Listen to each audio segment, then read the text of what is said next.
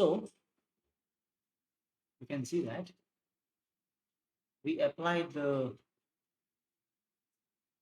KCL and KVL to the first we apply the KCL at the node to determine the difference between the currents, right? So what is I of Z is the current at a location Z, and I of Z plus rho Z is the current which is going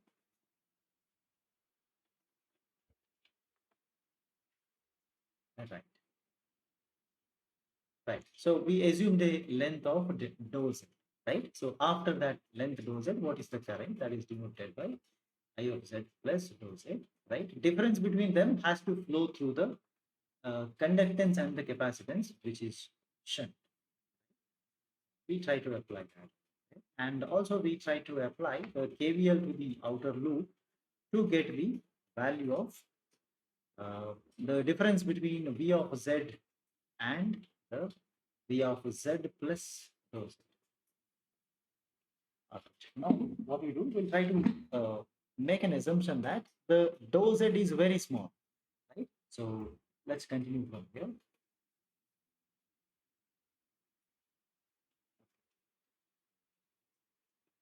For small values of Z,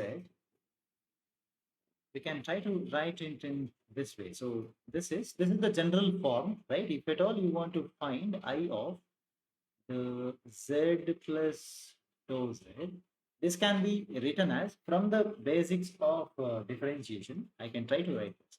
If you know I of Z and you want to calculate I of Z plus dou Z, you can simply apply this is equal to I of Z plus, right? You see how much the current varies with respect to time, right? Because I is normally you see this is a function of time, correct? So this is dou I of Z dou t into that dou Z. This is the normal calculation, right? Whenever I have a I of Z plus dou Z. Now you see, right? On the other side, I can try to write the I can try to replace this itself in place of the uh, I of Z. So whatever I of Z plus dou Z I had, I'll try to substitute that back into the equation number one. Okay, so this implies now you try to write. Okay, we'll call this as maybe equation number three. Right, I'm trying to put three in place of one. Right, so I'm going to retain only the dou I of Z. Right, so that's the term which I'm trying to write. So therefore, so this is okay. We can directly substitute it over there and see if you need. So I of Z anyway, it's there. That's the first term,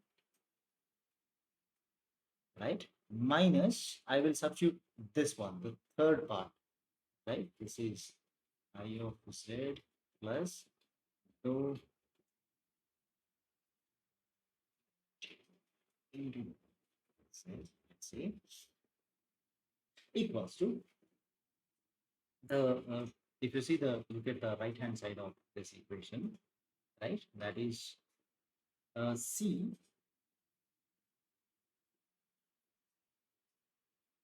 Right.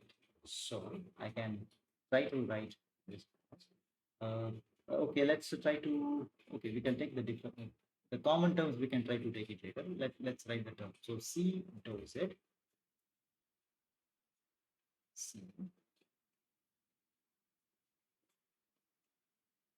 C dou Z into V of Z. Correct? Is it V of Z? So derivative is there, right? C dV by dt. Okay. C dV by dt, right? So this has to be dou V of Z by plus the second term will be G times dou Z into V of Z, right? This is what we have. Now I can see that The I of z cancels. I have minus the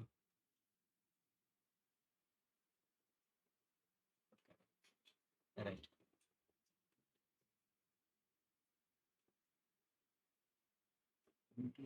Okay, let me assume that I assume the distance of dou z, right? Okay, gap was dou z. So this has to be dou z. I'll make a correction for it. That is this part. This is with respect to z I am calculating. So this has to be dou I of z by dou z into delta z. That's it. Okay. It's a partial derivative with respect to z. My mistake. Okay. So let's try to write this now. So I of z minus I of z will cancel. So minus dou I of z, right? Divided by dou z, right? Into delta dou z, right? It's the same notation is equal to c times this dou z gets cancelled everywhere, correct? The dou z which is present here will get cancelled. Okay, right? Okay, I'll try to write it. Dou v of z by dou t plus g times dou z v of z. So now I can cancel the three.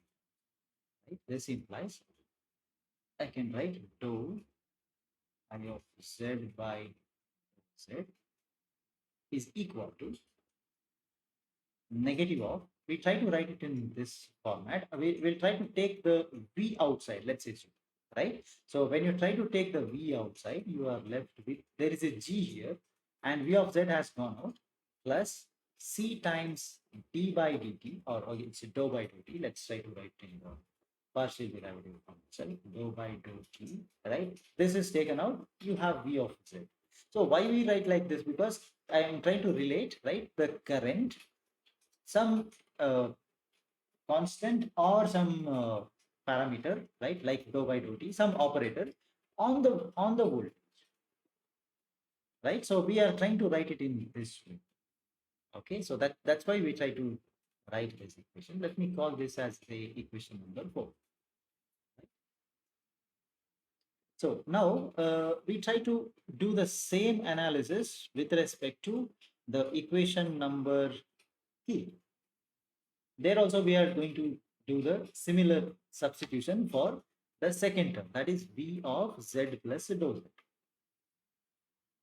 So I can right. So this means what happens to dou v of z by uh, dou z. Let's try to write it in that way, right? So we know something that will directly write it. So v of, right, we try to calculate z plus dou z. This can be written as, right, the v of z plus dou v of z by dou z into the distance. Okay, right. Right, so this is what we are substituting. Let me call this is 5. So equation number 5 we are trying to put into, right? So that means on the left hand side we have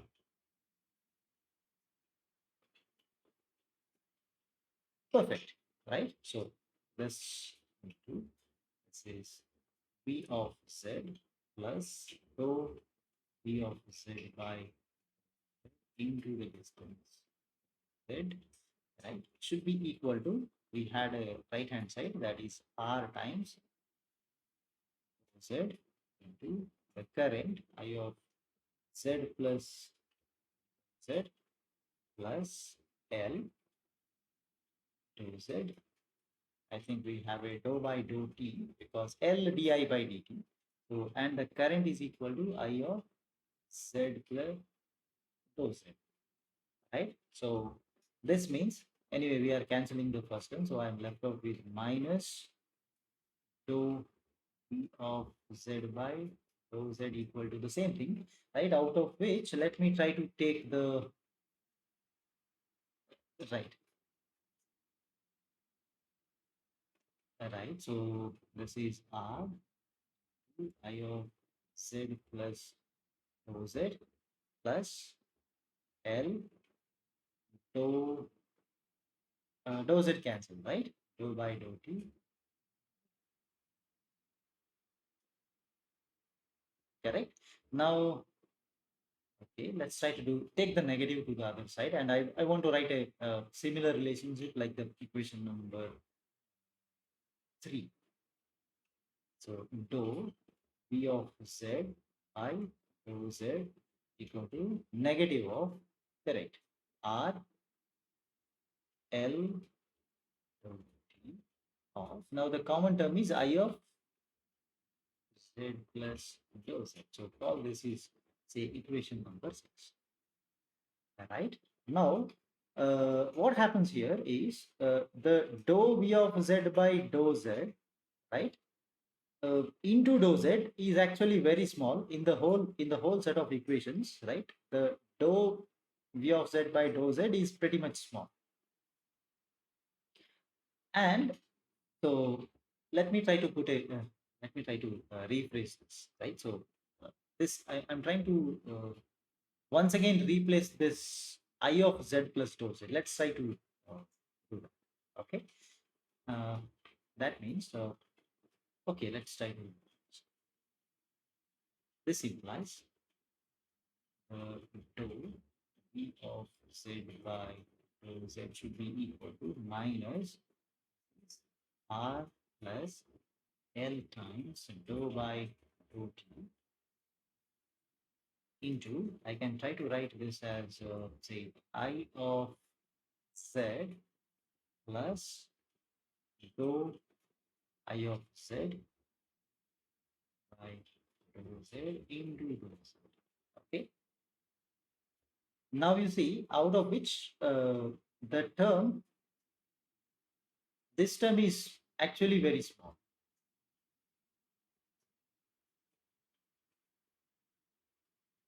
Right? You can bring it closer to zero, normal, right? Whenever you are multiplying, you can bring this, because see, this term is very small. Something into a small number is much small, right? So only because of that reason, I'm trying to eliminate, right? So since that is very small, I can try to write this as minus, this is R plus L dou by dou t.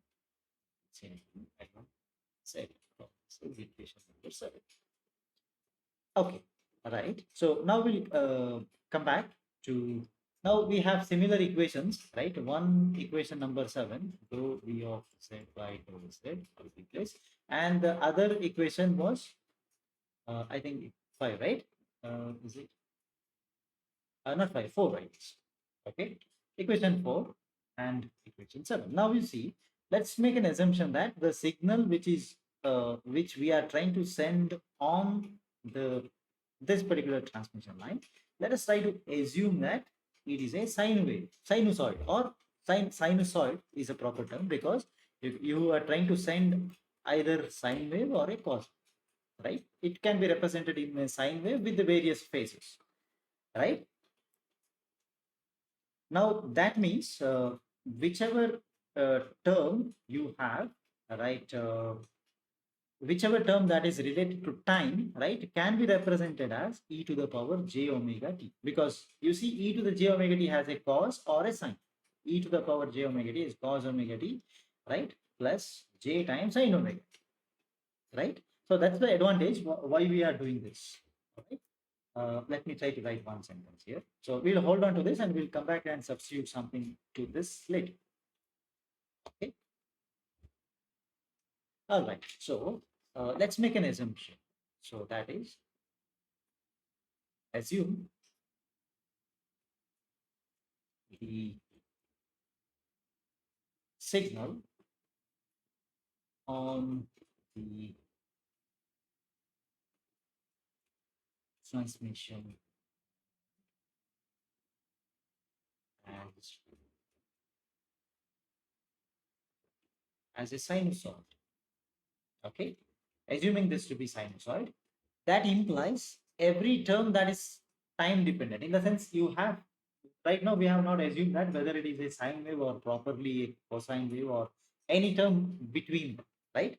We have not assumed. So that means we can write the time in the time dependent, right, term of your wave can be represented as e to the j omega t, because that contains both of them. Are you okay? That's the reason. So this implies we can say we can write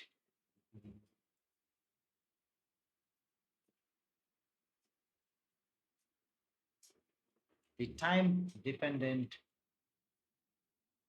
terms as e to the power j times omega t, because you see, if I say sine omega t, right, can be represented as real part of e to the j omega, correct? If you have a cos omega t, you can definitely write it as a imaginary part of e to the j omega. So e to the j omega t is the fundamental term which you can replace, right? Also, there is another advantage. If you remember, we have in I think in electrical, basic electrical or somewhere, right? We apply the derivative as, right, a so j omega as a derivative, right? Do you remember what how we applied the j omega in case of electrical? So wherever we discussed, I think, about the AC circuits, AC components, uh, finding out the various parameters of a AC circuit, like what is the power across LC circuit, combination of L and C in parallel, R and L in parallel, etc. Those circuits, whichever you consider, right? We have applied uh, one j omega as an operator. J omega is, according to us right now, j is actually complex number. It's a notation for the imaginary part, and omega is a frequency. Correct? That's what. So j omega frequency, it is anyway time, right? But only right now I'm taking the concept from there, right? That is where you, I think when I write, you remember it. So where actually the j omega represents the dou by dou z. It's a derivative, right? So do you remember this concept somewhere?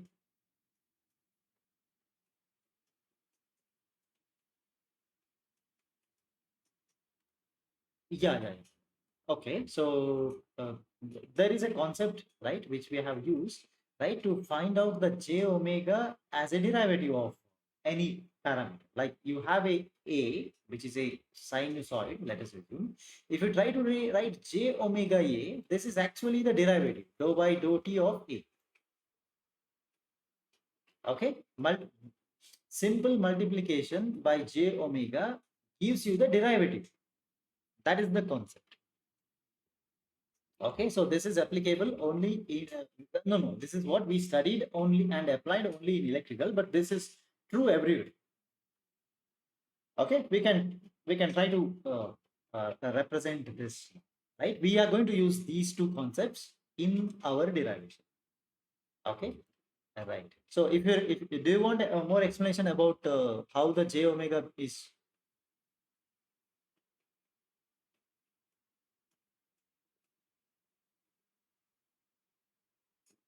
Huh. No, not necessarily. I'm not taking this concept from matrices. Okay. Uh, Wherever we dealt with the phasor representation of like voltages, currents, right, etc. Right. Again, I think the one of the application which I normally remember is from electricals. Right. Most of the students are they can easily recall what they have studied in electrical, other than unless they are mm, uh, unless they are from the electrical branch itself, where they will apply this many more times. Okay, for example, electronics, communication, and other branches, we study only in electricals. Okay, first year subject. But right, that's a point where we actually have applied the j omega as a derivative. Okay, right. Do you want me to explain more about this, how to do this, how this works? Yeah, absolutely. Then fine. Right? If you're okay with that, I can definitely go. Okay, that actually saves you a lot of.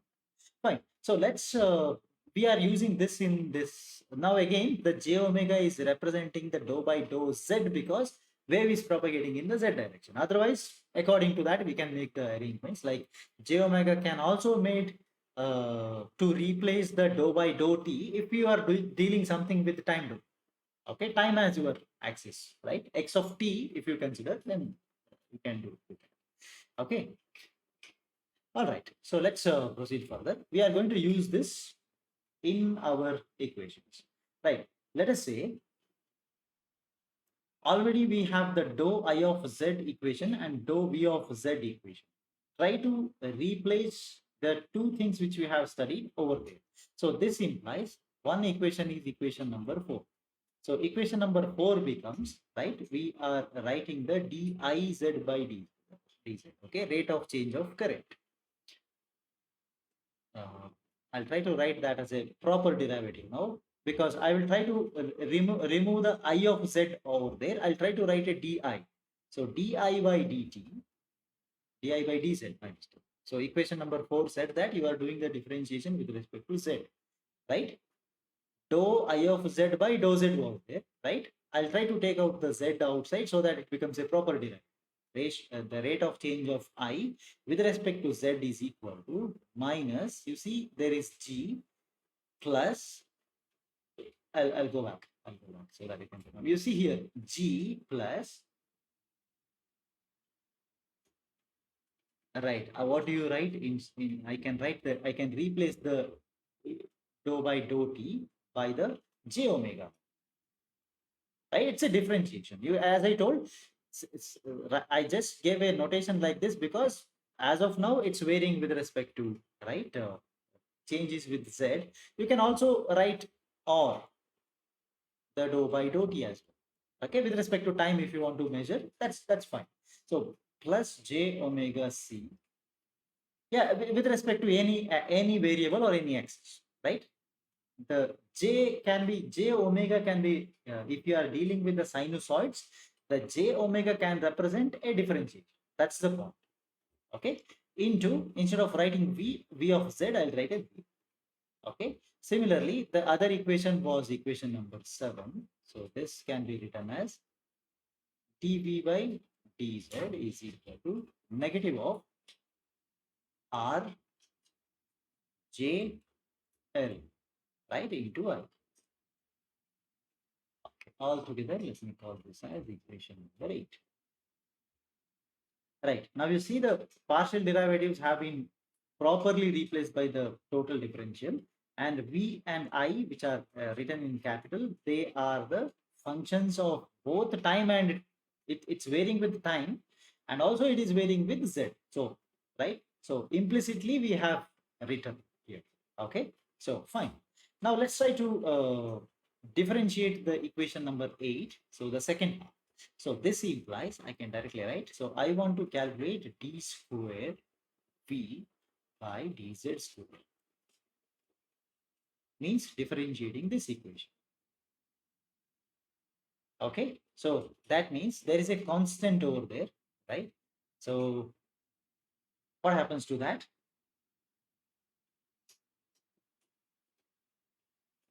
I'll write the answer. Okay, so differentiating this once again, right? This function already I have it, right? So r plus j omega l into, right, di by dt. Again z, right? So sorry, dz. But di by dz, I already have an answer for that, right? So from the above equation, so already I have a minus. Minus of minus becomes plus. This is j omega l g plus j omega c times v, right? Now you see, this is actually one equation which tries to represent a specific format of our wave, right? So voltage wave. So what I do, I try to write this, right? Can be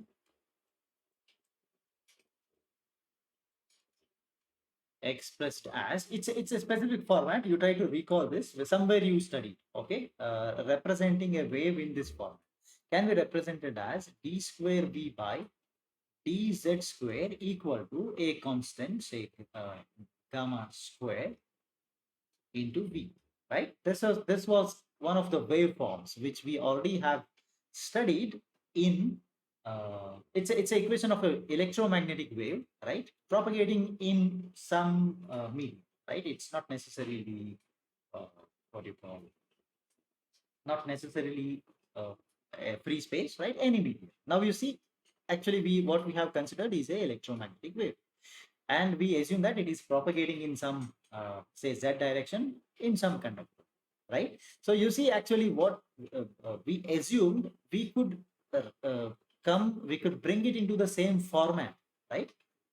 You see, right? This is those d square v by dz square. This is something into v. So I can relate this and I can call that the gamma square. Yes, yes, yes. Perfect. Right? So where the gamma square is nothing but r plus j omega l g plus j omega c.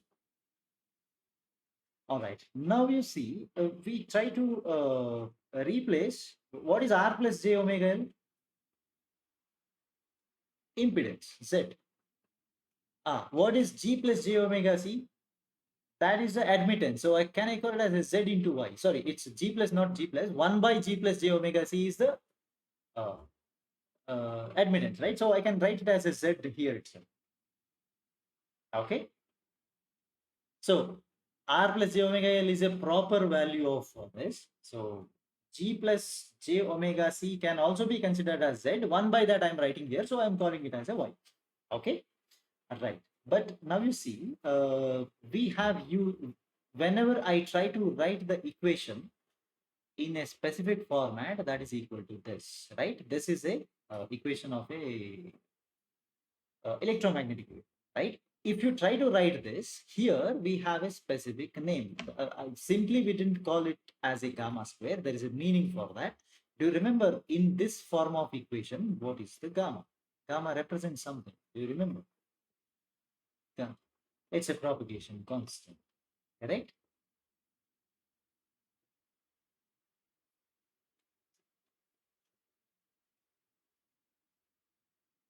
It's a propagation constant, right?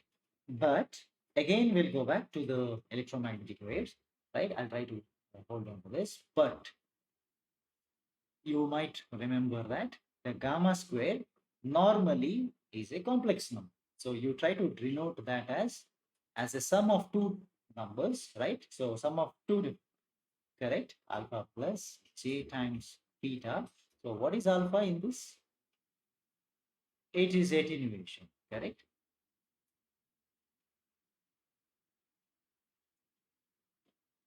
And also you have a beta that is called as a phase.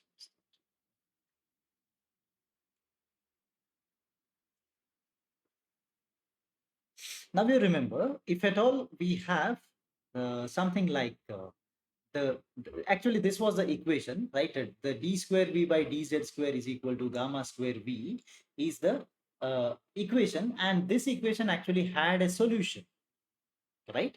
So in case of electromagnetic wave, we had a big derivation to solve this, right? So when you solve this, you will be able to write two different components of the wave, right? Because the electromagnetic wave, which we assume to propagate, for example, this is the source, right? So from the source, we have electromagnetic wave assumed to propagate in this way, this format. Okay. So let's say this is a Z direction.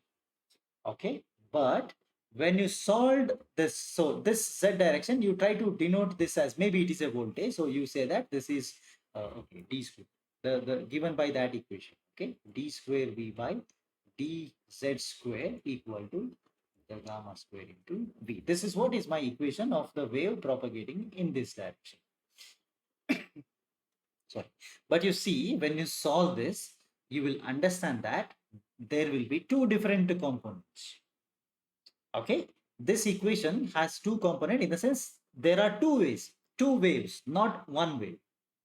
Okay, one propagating in the positive z direction. So let me write one more will be in the return direction. This is the minus z direction, right? There are two components, right? You may see that, fine, ultimately you may see that, okay, there is energy generated from the source and it is propagating in the positive z direction to reach a destination or the load. Okay, but when you solve this, you actually understand that there is a return component as well. Okay, you have a return component. This is what we proved, right? We actually had done it. It's a big derivation, right? Maybe the first derivation in the waves chapter of electromagnetics, right? So trying to find the equation and solving the equation. Two parts were there initially. That's the first topic which we teach normally. Okay, fine. So directly I'll take that concept, right? Anyway, we cannot keep solving that derivation now, because anyway it's already studied and maybe we can refer back to it, right? So therefore I'll write one statement here.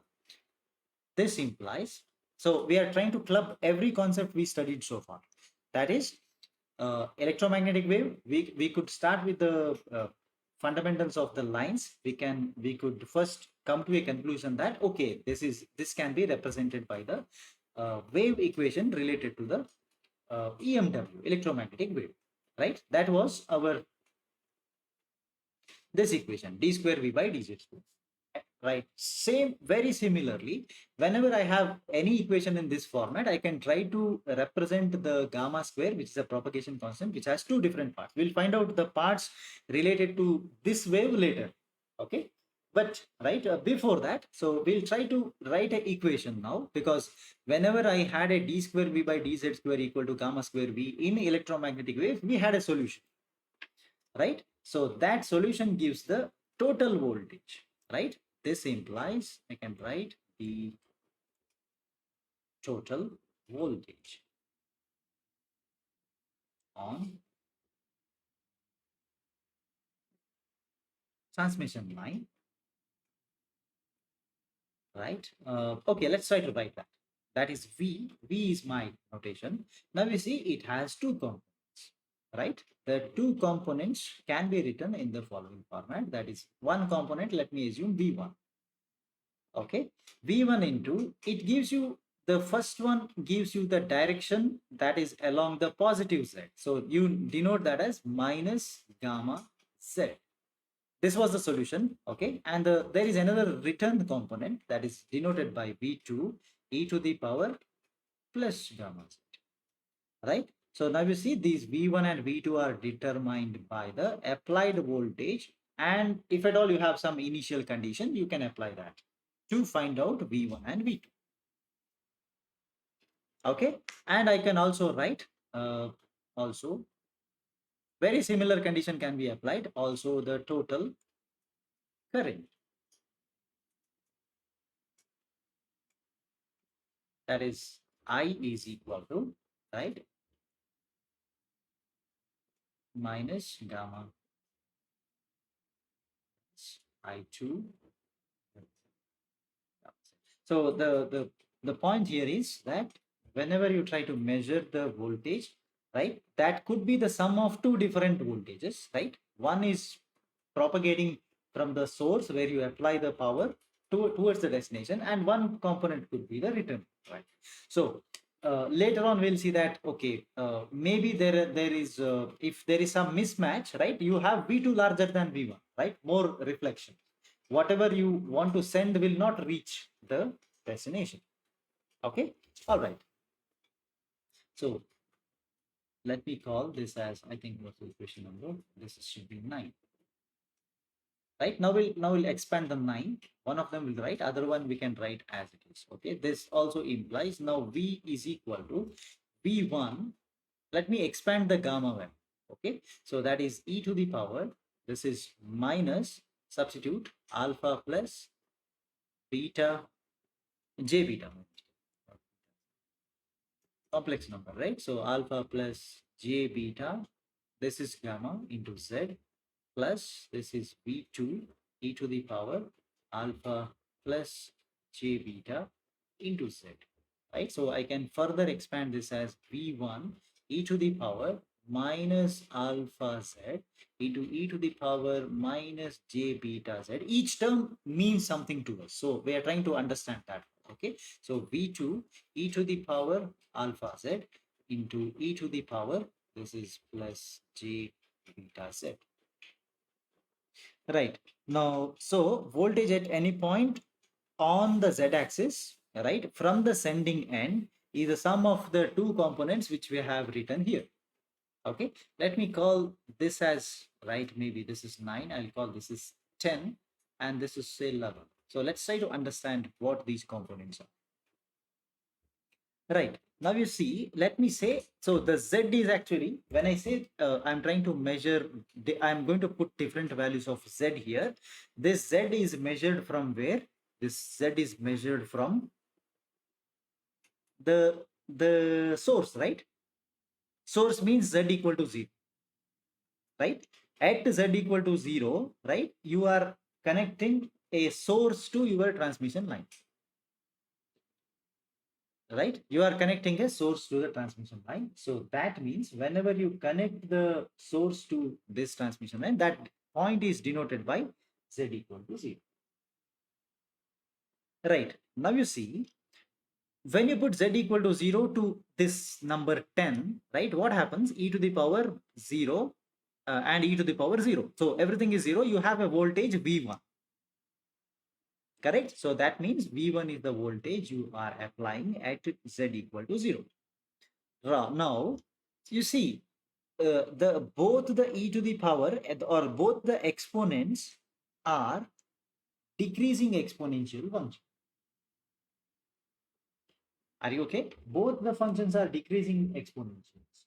So decreasing exponential will keep their amplitude keeps on reducing as you move or as you increase the z value.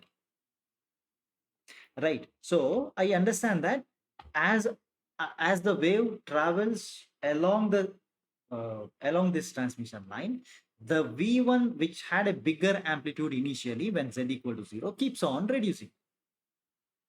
Okay, this again you can understand this like e to the power minus alpha z. Correct? E to the minus alpha z keeps on reducing as the, because you see that is that's what component, that is a attenuation constant, right, alpha. So because of that, if you have a minus over there, it keeps on reducing, amplitude reduces. Now you see, I also have the second term in the equation 10 that contains e to the minus j beta z, right? So it's actually a phase term. Phase keeps on changing, right? But it's not going to affect your amplitude, right? So that's why, right, I understand that equation 10 can be called as a forward wave. It's actually propagate. That's why I told I have two components. One is moving in the positive z direction, second one is negative z direction, right? So there we didn't justify that, right? We simply said that okay, this is what is happening, but now I am justifying. Okay, right? So this is important, right? So let's try to write that part here. The 10 uh, has a value equal to V1 at Z equal to 0. First point, right? This is where it starts, and it keeps on getting attenuated, right? Because of the e to the power minus az term. And I can say gets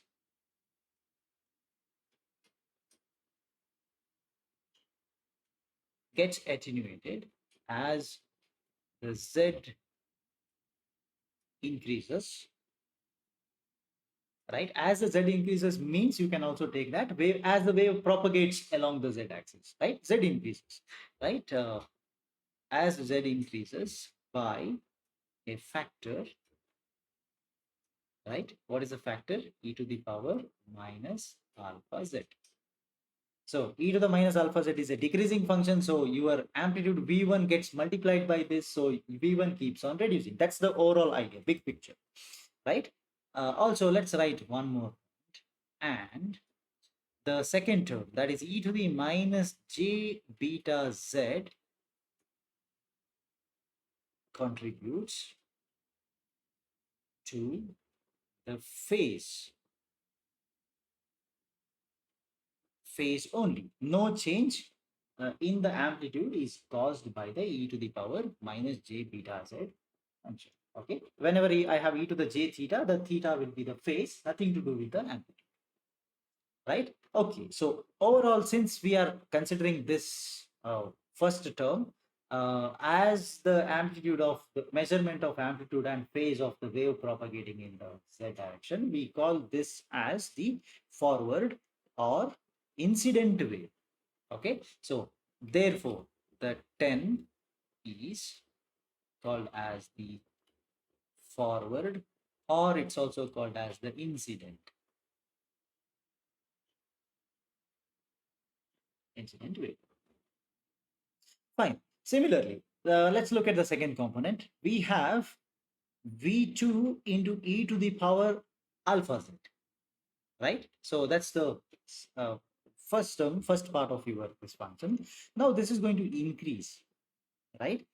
It's going to increase as you increase the value of z, correct? So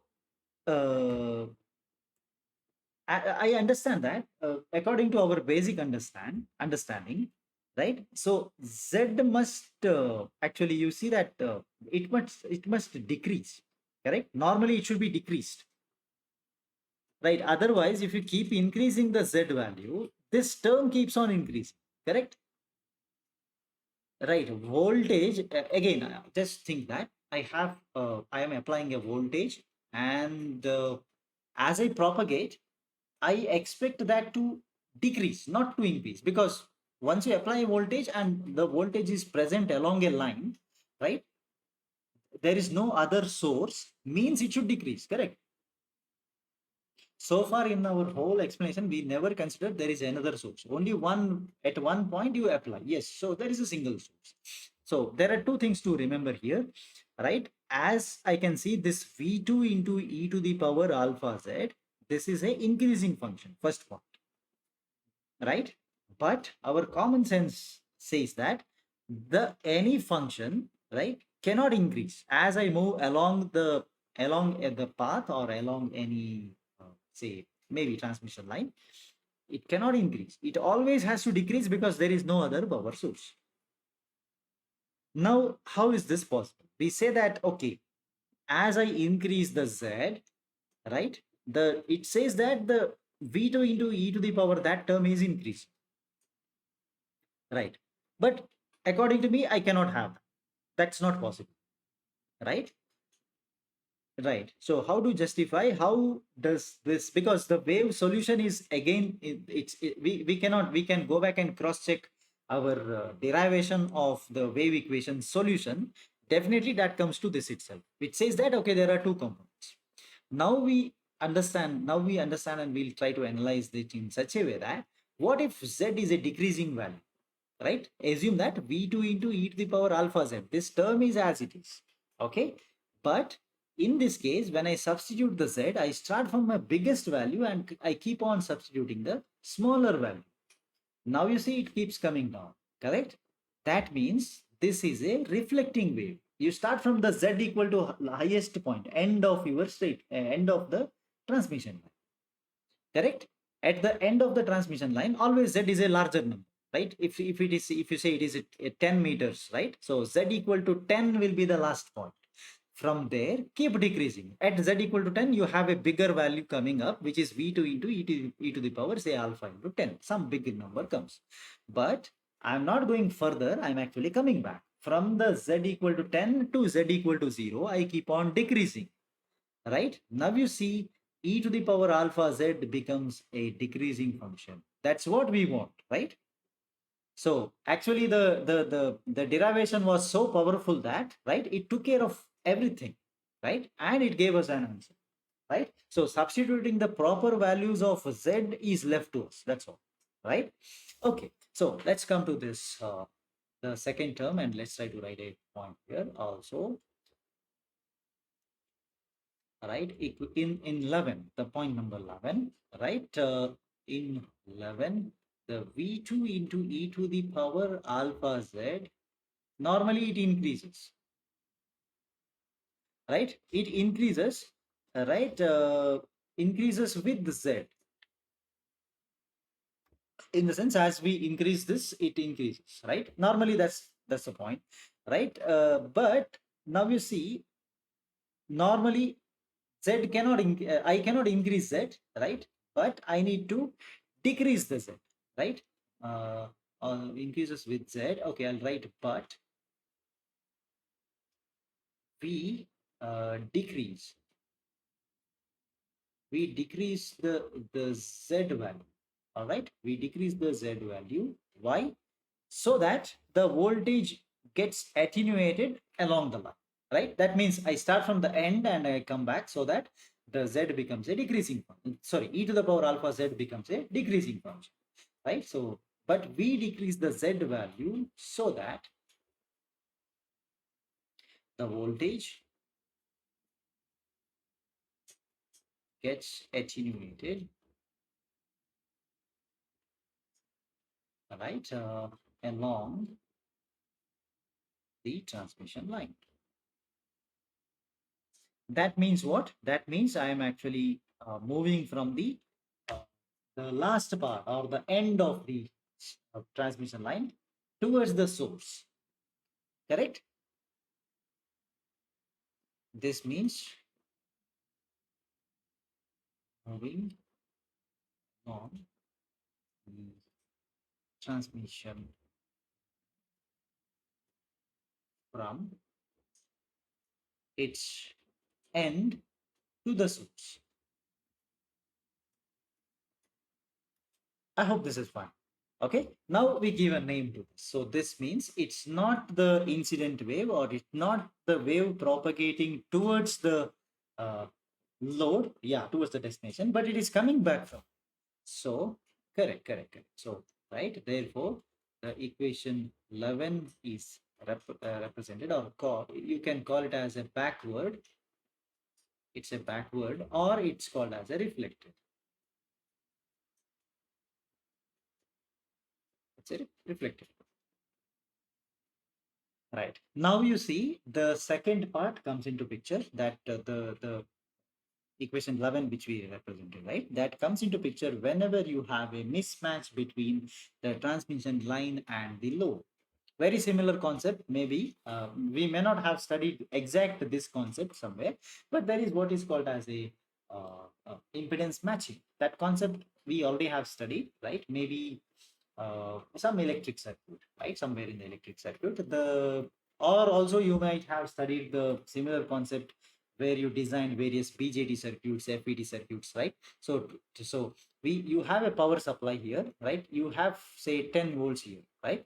When you look into this power supply, I can see that there is a 10 ohm resistor connected, right? I have an amplifier circuit. Let's say this is designed by means of maybe using BJT, FET, or any other, right? Anything, right? On the other side, I am delivering the power to a, say, when you look into the device, right? That means this can be another amplifier, or this can be antenna, or anything. Okay, when you look into the device, it looks like a 20 ohm resistor for us, right? Now you see, right? The amplifier has to make the change in the, or the transition in the resistance values, that, right? So right, when you, correct, when you see, when you look into the amplifier, this should look like 10 ohm, otherwise there is no proper connection between the prior circuit and the amplifier. Okay, at the same time, you look from the outside of, again you will be having two terminals, right? Look from the outside of the uh, amplifier, this should look like 20 ohm for you, right? Then you say that this amplifier works properly, and the impedances are matched. So you have to match the input impedance as well as the output impedance, right, of any circuit. For any circuit, this is what is required. Maybe this amplifiers, when we designed using the maybe BJT, you had to go for a specific mode of transistor, right? Anyway, any transistor you use, but all the maybe CE mode, CV mode, etc. Many modes we study, right? Only one of the mode will support the matching part. Others you have to apply some other circuits, right, to do that, right? It's like that. So maybe any many basic we might have studied. Same thing goes with the circuits, amplifier circuits designed using the FETs, right? It works very similarly, right? But there are some modes in which the automatically you can match the this thing, okay, impedances, right? So this concept is what is going to come once again now in terms of the mismatch between the transmission line and the load.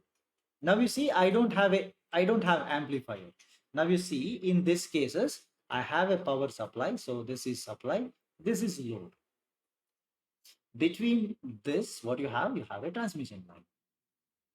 Right. Now you see, I already understood the concept that you look into this, I see maybe, right? Z in over here. I will definitely look at this side. There is a Z naught. Also, at any point, you have a Z naught, right? It can be this way or it can be the other. Doesn't, right? So we have so many impedances coming into picture. There has to be a properly matched, what you call transmission line in order to have no loss. Impedance matching should be there. This point at this point. Okay, so that's what is the point.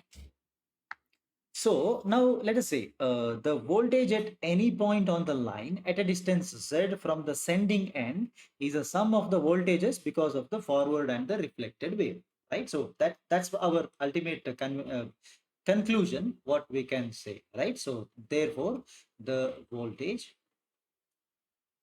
at any point, that is z on this transmission line, is the sum of two different voltages, right?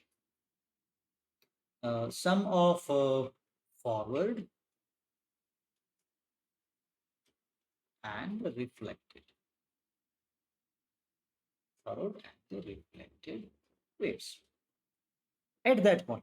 Right, now again we have, right, the alpha coming into picture, the phase constant beta coming into picture, and the total propagation constant is coming into picture. So we have there are three basic parameters. So three basic parameters, correct, three basic parameters of the transmission line, right, are, one is alpha. What is alpha? Alpha is the attenuation constant. Another one is beta, that is the phase constant, uh, and the gamma, right? Three things are there. So using these three this thing, we can try to represent the value, right, values of them. Okay, now also we'll try to analyze this in such a way that how do you characterize the values of Z naught? How do you characterize the values of maybe current at any point, using everything we need to derive in terms of RLGC? Because when the transmission line is given, maybe we will be knowing about only those parameters, because those parameters can be directly calculated by using the diameter of the conductors and the distance between the conductors, correct? So transmission line is given means definitely I can convert those use the parameters to calculate the RLGC. Correct. So once you know the RLGC, you should be able to identify everything, every other secondary parameters. Correct. Like the Z naught, Z in, Z out, etc. So all the parameters you should be able to find out by knowing by using the RLGC. That's our ultimate goal. Right. So that's what is going to come up next. Also, we'll try to derive what is alpha, how do you calculate, what's the equation for alpha and beta. So once you know alpha, beta, you can definitely go with the gamma. Okay, so this part is coming up in the next class.